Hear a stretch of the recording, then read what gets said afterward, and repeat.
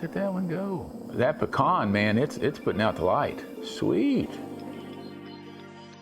As you can tell, this candle is about to burn out. We're running low on candles. And I had to come up with an alternate solution to candles. What do you do when you run out of candles? Well, a smart wizard knows you can use nuts in lieu of a candle to lighten up your entire house, I guess, if you want to. And I've got a bowl of mixed nuts here, a variety of them. And if I don't eat them all, I'll put them to a scientific use. But if you look very carefully, I stuck them all on some MAP tacks. And believe it or not, each one of these nuts has a fuel source, an oil, that has as much or maybe even more caloric content than the wax that this candle uses as fuel. So I'm gonna get my little torch and light these nuts.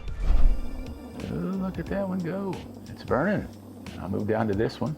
He's trying. There it goes. Well, you can kind of tell which of these has the most oil in it, can't you?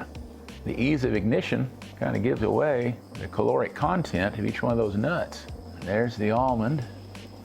Well, as you can see, some of these have more oil in them than others. Which one do you think has the most fat in it? Looks like the pecan's loaded with oil, and then maybe in second place is the cashew and the Brazil nut, and there that little hazelnut starting to put out some oil. The old almond, however, it burns a little bit, but not much.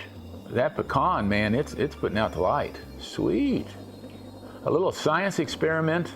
Which nut would be the best nut light? It looks like it's going to be either a cashew or a pecan. And the reason those flames look similar in color, look at the yellow in both of those, is they're based on carbon. The fuel inside these flames, carbon-based. Those carbon atoms get excited, they give off yellow light.